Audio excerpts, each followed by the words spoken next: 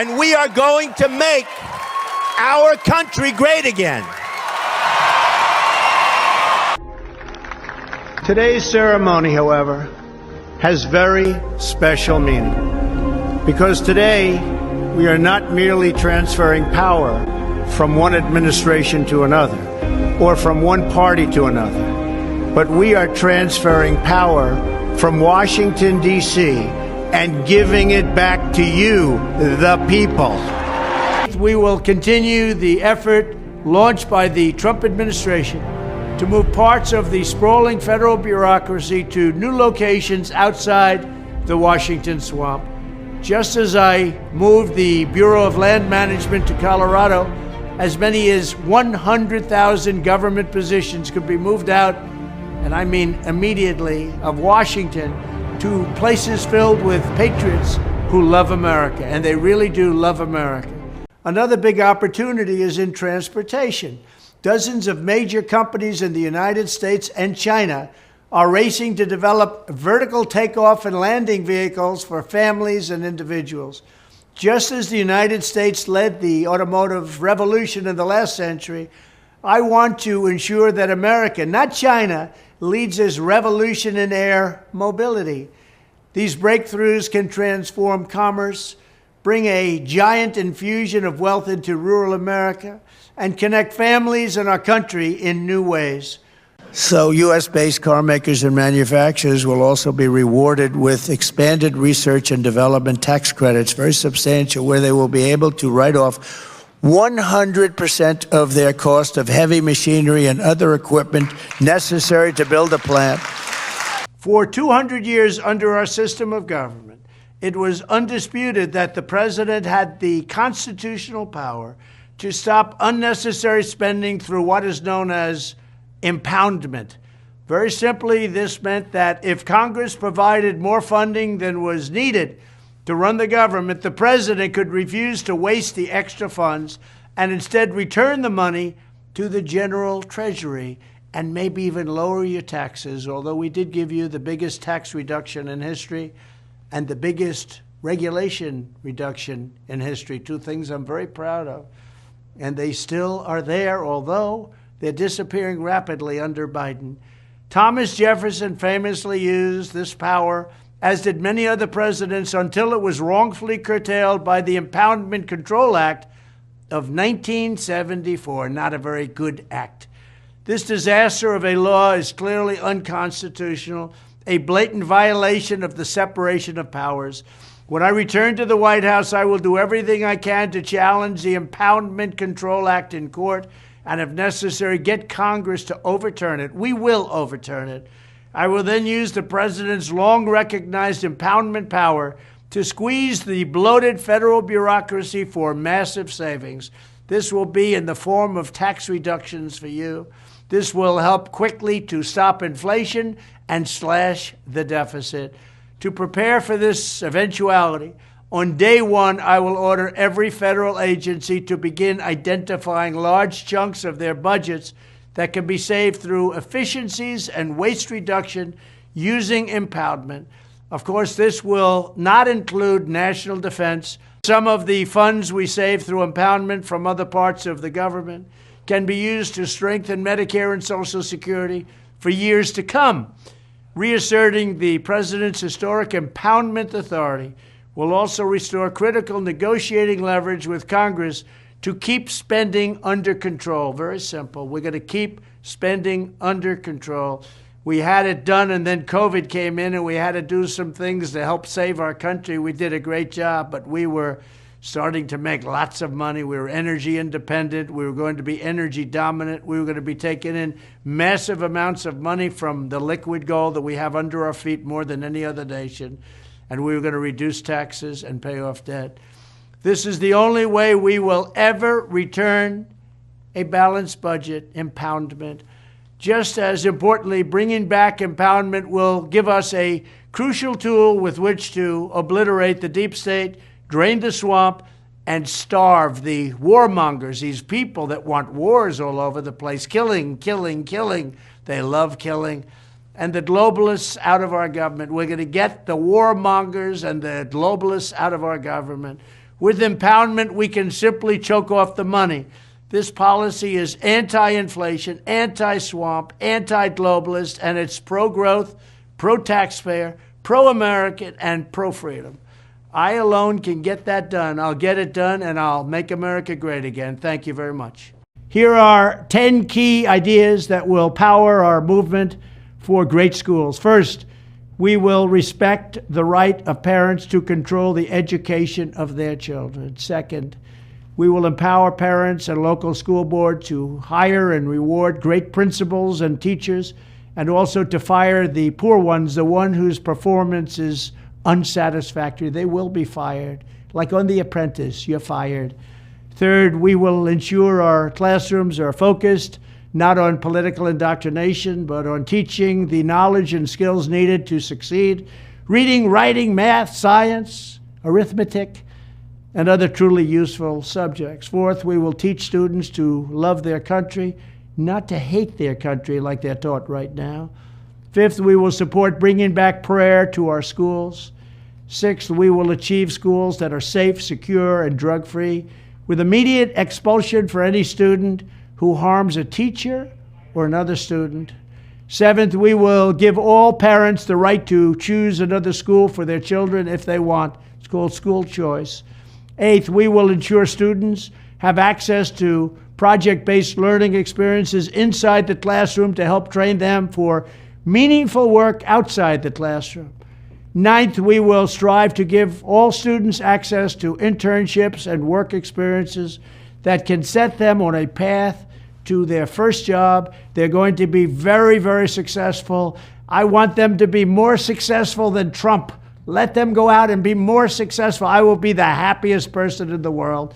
But we want our children to have a great life and be successful. And 10th, we will ensure that all schools provide excellent jobs and career counseling so that high school and college students can get a head start on jobs and careers best suited to their God-given talents. This is how we will ensure a great education for every American child. And one other thing I'll be doing very early in the administration is closing up the Department of Education in Washington, D.C., and sending all education and education work and needs back to the states. We want them to run the education of our children because they'll do a much better job of it. You can't do worse. We spend more money per pupil by 3 times than any other nation, and yet we're absolutely at the bottom. We're one of the worst. So you can't do worse. We're going to end education coming out of Washington, D.C. We're going to close it up, all those buildings all over the place, and you have people that in many cases hate our children. We're going to send it all back to the states. Thank you very much. If we don't have free speech, then we just don't have a free country. It's as simple as that. If this most fundamental right is allowed to perish, then the rest of our rights and liberties will topple. Just like dominoes, one by one, they'll go down. That's why today I'm announcing my plan to shatter the left-wing censorship regime and to reclaim the right to free speech for all Americans. And reclaim is a very important word in this case because they've taken it away. In recent weeks, bombshell reports have confirmed that a sinister group of deep state bureaucrats, Silicon Valley tyrants, left-wing activists, and depraved corporate news media have been conspiring to manipulate and silence the American people. They have collaborated to suppress vital information on everything from elections to public health. The censorship cartel must be dismantled and destroyed, and it must happen immediately. And here's my plan. First, within hours of my inauguration, I will sign an executive order banning any federal department or agency from colluding with any organization, business, or person to censor, limit, categorize, or impede the lawful speech of American citizens. I will then ban federal money from being used to label domestic speech as mis- or disinformation. And I will begin the process of identifying and firing every federal bureaucrat who has engaged in domestic censorship, directly or indirectly, whether they are the Department of Homeland Security, the Department of Health, Human Services, the FBI, the DOJ, no matter who they are. Second, I will order the Department of Justice to investigate all parties involved in the new online censorship regime, which is absolutely destructive and terrible, and to aggressively prosecute any and all crimes identified. These include possible violations of federal civil rights law, campaign finance laws, federal election law, securities law, and antitrust laws, the Hatch Act, and a host of other potential criminal, civil, regulatory, and constitutional offenses. To assist in these efforts, I am urging House Republicans to immediately send preservation letters, and we have to do this right now, to the Biden administration, the Biden campaign, and every Silicon Valley tech giant, ordering them not to destroy evidence of censorship. Third, upon my inauguration as president, I will ask Congress to send a bill to my desk revising Section 230 to get big online platforms out of censorship business. From now on, digital platforms should only qualify for immunity protection under Section 230 if they meet high standards of neutrality, transparency, fairness, and non-discrimination. We should require these platforms to increase their efforts to take down unlawful content such as child exploitation and promoting terrorism, while dramatically curtailing their power to arbitrarily restrict lawful speech. Fourth, we need to break up the entire toxic censorship industry that has arisen under the false guise of tackling so-called mis- and disinformation. The federal government should immediately stop funding all nonprofits and academic programs that support this authoritarian project. If any U.S. university is discovered to have engaged in censorship activities or election interferences in the past, such as flagging social media content for removal of blacklisting, those universities should lose federal research dollars and federal student loan support for a period of 5 years and maybe more. We should also enact new laws laying out clear criminal penalties for federal bureaucrats who partner with private entities to do an end run around the Constitution and deprive Americans of their First, Fourth, and Fifth Amendment rights. In other words, deprive them of their vote. And once you lose those elections, and once you lose your borders like we have, you no longer have a country. Furthermore, to confront the problems of major platforms being infiltrated by legions of former deep staters and intelligence officials, there should be a 7-year cooling-off period before any employee of the FBI, CIA, NSA, DNI, DHS, or DOD is allowed to take a job at a company possessing vast quantities of U.S. user data. Fifth, the time has finally come for Congress to pass a digital Bill of Rights. This should include a right to digital due process. In other words, government officials should need a court order to take down online content, not send information requests such as the FBI was sending to Twitter. Furthermore, when users of big online platforms have their content or accounts removed, throttled, shadow banned, or otherwise restricted, no matter what name they use, they should have the right to be informed that it's happening, the right to a specific explanation of the reason why, and the right to a timely appeal. In addition, all users over the age of 18 should have the right to opt out of content moderation and curation entirely and receive an unmanipulated stream of information if they so choose. The fight for free speech is a matter of victory or death for America and for the survival of Western civilization itself. When I am president, this whole rotten system of censorship and information control will be ripped out of the system at large. There won't be anything left. By restoring free speech, we'll begin to reclaim our democracy and save our nation. Thank you, and God bless America. Joe Biden and the defund the police Democrats have turned our once great cities into cesspools of bloodshed and crime. There's never been anything like it. Here's my plan to restore law and order in our cities and throughout our country, frankly. First, because police forces have been gutted by Democrats' war on police, I will sign a record investment in hiring, retention, and training for police officers nationwide, so important.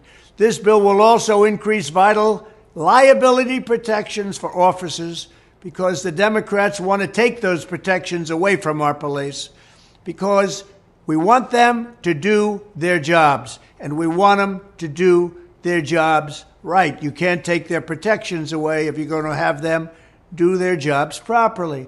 Second, to qualify for this new funding and all other Justice Department grants, I will insist that local jurisdictions return to proven common sense policing measures, such as stop and frisk. Very simple. You stop them and you frisk them. Strictly enforcing existing gun laws against convicted felons, cracking down on the open use of illegal drugs, and cooperating with ICE to get criminal aliens off our streets and get them out of our country. Third, we will go after the radical Marxist prosecutors who are abolishing cash bail, refusing to charge crimes, and surrendering our cities to violent criminals. They have surrendered like never before. I will direct the DOJ to open civil rights investigations into radical left prosecutors' offices, such as those in Chicago, LA, and San Francisco, to determine whether they have illegally engaged in race-based enforcement of the law. I will also work with Congress to give the victims of their Marxist policies the right to sue local officials for harm and suffering, and it has been great that they have caused. If your small business is pillaged because shoplifting goes unpunished, if you're brutally attacked by a violent felon released without bail or bond, then you will be entitled to massive damages. Fourth, I will order the Department of Justice, or some people call it the Department of Injustice right now, and Homeland Security dismantle every gang, street crew, and drug network in America. Every single one of them will be dismantled. We already know where these turf wars and drug dens are. We know who the people are. And we're going to charge them and charge the culprits with every crime that we can find. We're going to be fair, but we're going to be tough. We also need the death penalty for drug dealers. So important. And I'd add to that human traffickers, drug dealers and human traffickers. They get the death penalty. Watch it stop and stop quickly. Fifth, in cities where there has been a complete breakdown of law and order, where the fundamental right of our citizens are being intolerably violated, I will not hesitate to send in federal assets, including the National Guard, until safety is restored. If Nancy Pelosi would have accepted our National Guard or our soldiers, you wouldn't have had January 6th. But she and the mayor of D.C. didn't do that. Sixth, we will end the leftist takeover of school discipline and juvenile justice. Many of these carjackers and criminals are 13, 14, and 15 years old.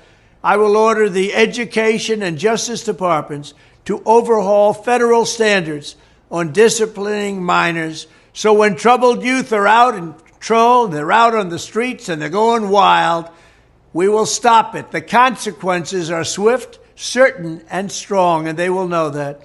Seventh, I will protect the right of self-defense everywhere it is under siege, and I will sign concealed carry reciprocity.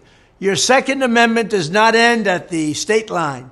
In addition, I will, of course, fully secure the border, dramatically increase interior enforcement, and wage war on the cartels. We have never had a border so secure as it was just 2 years ago, and now our border is the worst anywhere in the world and possibly of all time. There's never been a country that allowed to happen what's happening in the United States right now, where millions of people are pouring across our borders. They come from mental institutions. They come from the prisons. They're all being let out so they can come into the United States. They're poisoning our country. We will also take back our streets from the homeless, the drug addicted, and the mentally ill. I will discuss those plans in much more detail very soon. That is how I will bring back public safety to America. I want to thank you. We're going to make America great again, and we're going to make America safe again. Thank you. It's my plan to dismantle the deep state and reclaim our democracy from Washington corruption once and for all, and corruption it is.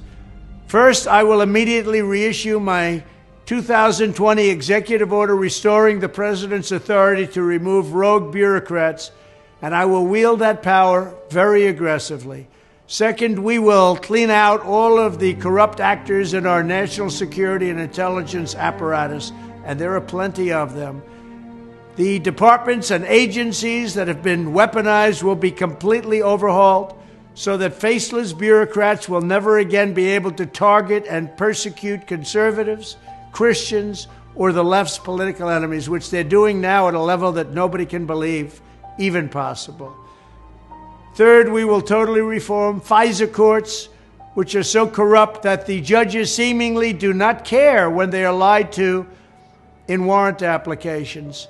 So many judges have seen so many applications that they know were wrong, or at least they must have known. They do nothing about it. They're lied to. Fourth, to expose the hoaxes and abuses of power that have been tearing our country apart, we will establish a Truth and Reconciliation Commission to declassify and publish all documents on deep state spying, censorship, and corruption, and there are plenty of them. Fifth, we will launch a major crackdown on government leakers who collude with the fake news to deliberately weave false narratives and to subvert our government and our democracy. When possible, we will press criminal charges. Sixth, we will make every Inspector General's office independent and physically separated from the departments they oversee so they do not become the protectors of the deep state. Seventh, I will ask Congress to establish an independent auditing system to continually monitor our intelligence agencies to ensure they are not spying on our citizens or running disinformation campaigns against the American people, or that they are not spying on someone's campaign like they spied on my campaign. Eighth, we will continue the effort launched by the Trump administration to move parts of the sprawling federal bureaucracy to new locations outside the Washington swamp. Just as I moved the Bureau of Land Management to Colorado, as many as 100,000 government positions could be moved out, and I mean immediately, of Washington to places filled with patriots who love America, and they really do love America. Ninth, I will work to ban federal bureaucrats from taking jobs at the companies they deal with and that they regulate. So they deal with these companies and they regulate these companies, and then they want to take jobs from these companies. It doesn't work that way. Such a public display cannot go on, and it's taking place all the time, like with Big Pharma. Finally, I will push a constitutional amendment to impose term limits on members of Congress. This is how I will shatter the deep state and restore government that is controlled by the people and for the people. Thank you very much. I'm proud to be partnering with my very good friend Lee Greenwood, who doesn't love his song, God Bless the USA, in connection with promoting the God Bless the USA Bible. This Bible is the King James Version and also includes our Founding Father documents, yes, the Constitution, which I'm fighting for every single day, very hard, to keep Americans protected. Also, the Bill of Rights, the Declaration of Independence, and the Pledge of Allegiance are all part of this God Bless the USA Bible, and it's just very important and very important to me. I want to have a lot of people have it. You have to have it for your heart, for your soul.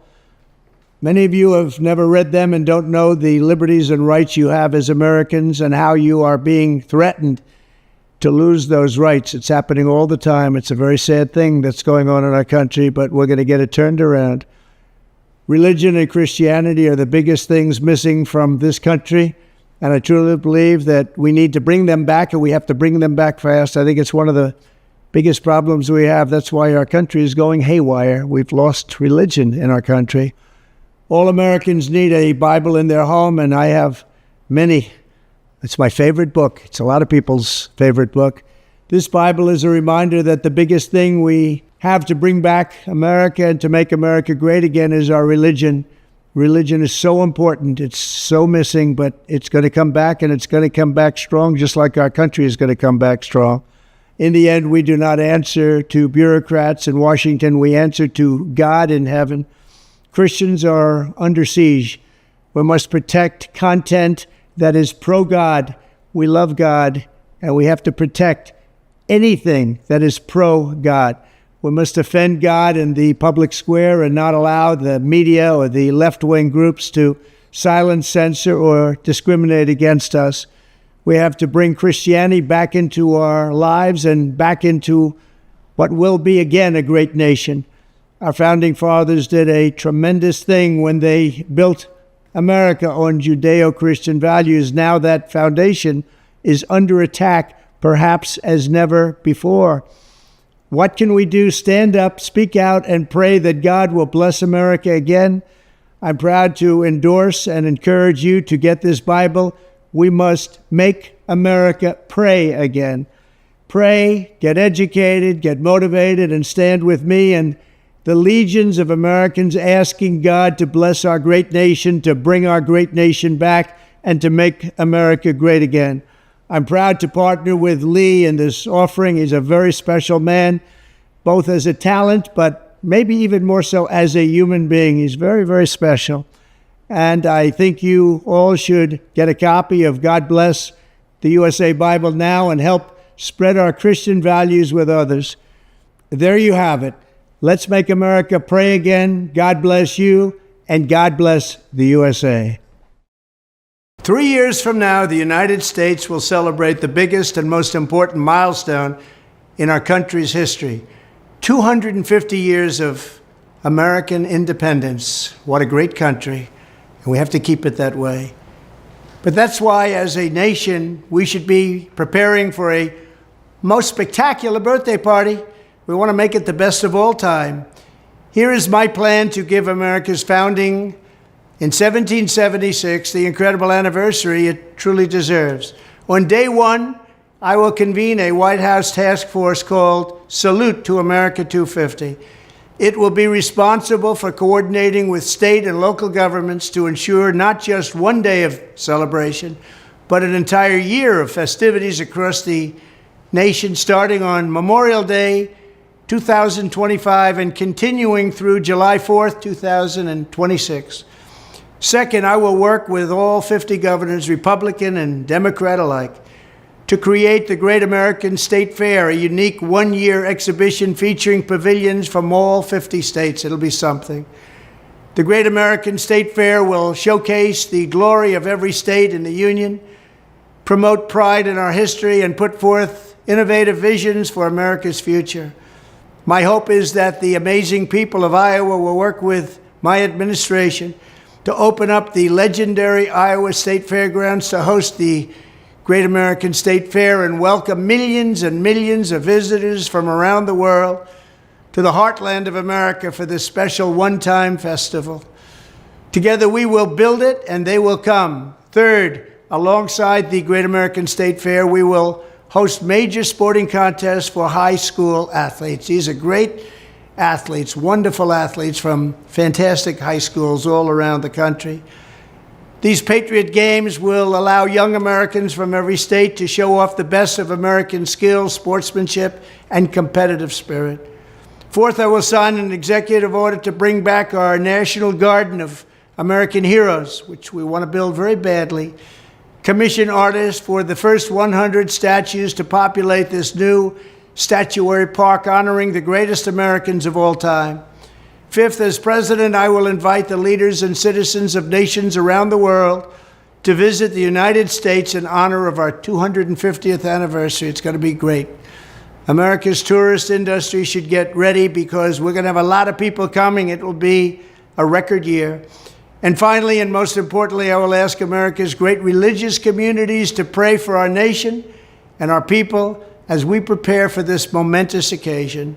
From the very beginning, America has been a country sustained and strengthened by prayer and by our communities of faith. As we chart a course toward the next 250 years, let us come together and rededicate ourselves as one nation under God. Thank you. What will we do with this moment? How will we be remembered? Look at the opportunities before us. This election really isn't about the left versus the right. It's about we, the people, choosing our government and the choice between freedom versus tyranny.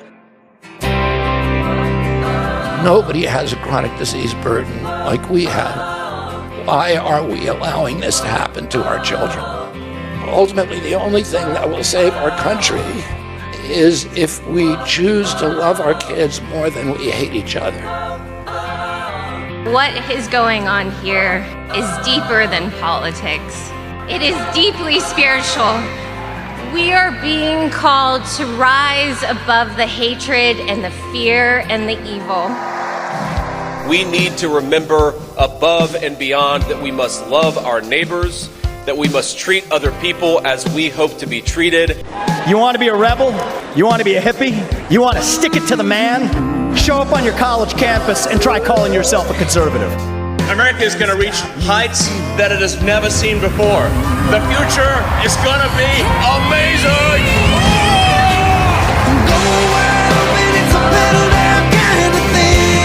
Don't you want healthy children? Don't you want a president that's going to make America healthy again? The sweet emotion raining all over me. I come to you today as a former Democrat. I will be a first-time Trump voter tonight.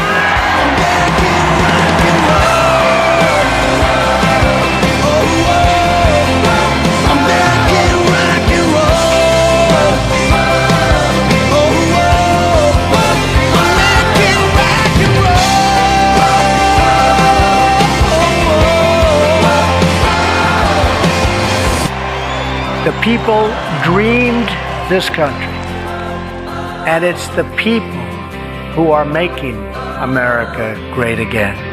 Making rock and roll.